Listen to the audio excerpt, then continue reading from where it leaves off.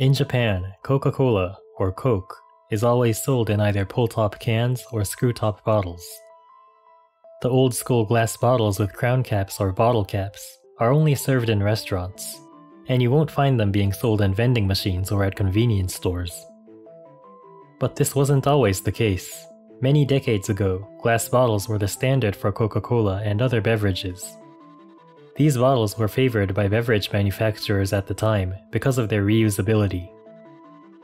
However, in the late 1970s, there was a series of incidents where bottles of Coca Cola would be found laced with cyanide, a powerful toxin. A few unfortunate people who drank these bottles ended up passing away, but the culprit was never found. This incident made Japanese society much more wary of ingesting random drink items one may find in the streets, and forced beverage makers to change the way they packaged their drinks to prevent such cases from occurring in the future. This is the story of the poison Coca-Cola incident.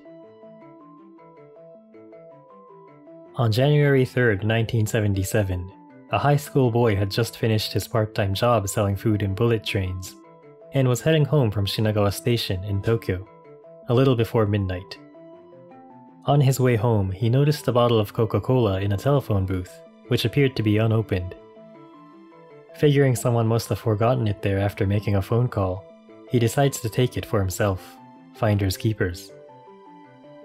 Once he gets home, he opens the bottle and proceeds to drink the contents. But after a few sips, he notices it doesn't taste right. The boy immediately spits out what he can, but had already swallowed a reasonable amount. He tells his parents the Coca-Cola he just drank tasted strange before passing out.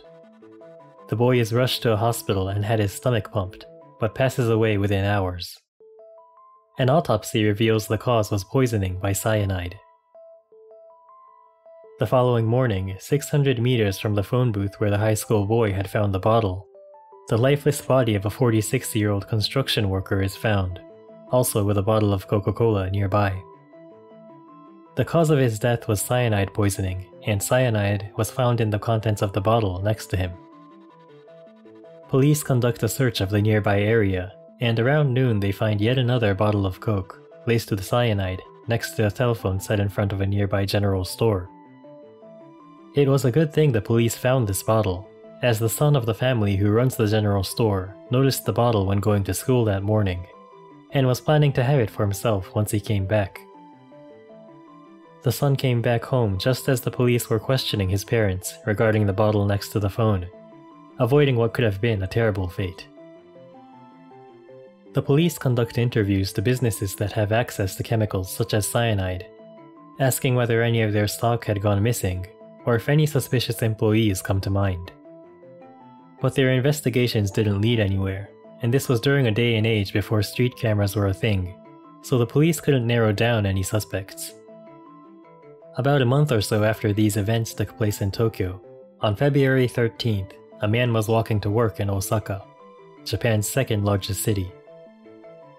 He stops by a general store to buy a pack of cigarettes when he notices a bottle of Coca-Cola in a telephone booth.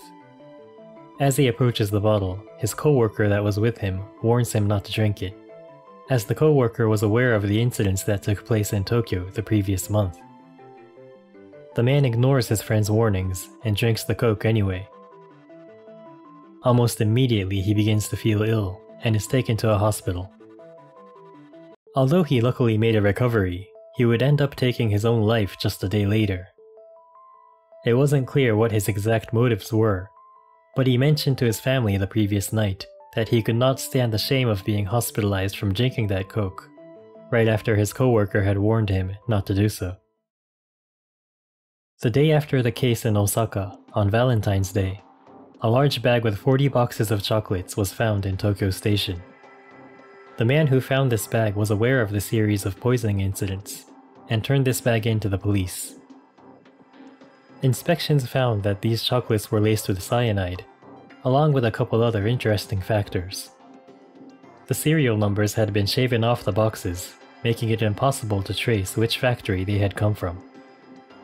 There was a message carved into one of the bars of chocolate, which roughly translates into, "The gods will punish the arrogant and ugly people of Japan." There was another box of chocolates found in the station next to Tokyo Station, and the man who discovered that box actually ate it. He passed out and was rushed to a hospital, where he was diagnosed with food poisoning. The police were initially not aware of this case, but found out about it during the investigations following the series of poisoning incidents.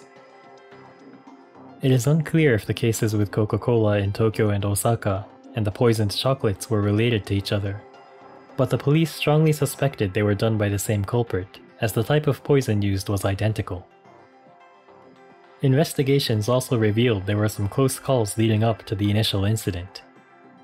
A pair of elementary school children had found a bottle of Coca Cola placed in a bush near Shinagawa Station. Luckily for them, they accidentally dropped and broke the bottle on the ground when they tried to open it. Another teenage boy claimed he found a bottle of Coke in a different telephone booth near Shinagawa Station on the same day of the first incident, but wisely decided not to drink it. A dozen or so locals of Shinagawa Station would also claim they recall seeing bottles of Coca Cola in telephone booths or in the streets in the days leading up to the incidents. Some would recall the bottles would move around day by day, as if someone was relocating them, testing where it was most likely to be found by a pedestrian passing by. If this really was the case, it would indicate the culprit was someone who lived nearby, or at least visited the area on a daily basis. Although police obtained these fragmented witness accounts, they were never able to find any key suspects.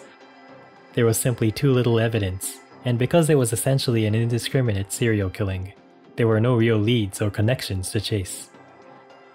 It was suspected that the culprit worked at some kind of chemical plant, such as a paint factory, as cyanide is hard to come by for the average person. It was also assumed the person had little knowledge of chemicals, as the bottles of Coca Cola contained excessive amounts of the toxin, more than 50 times the lethal dosage.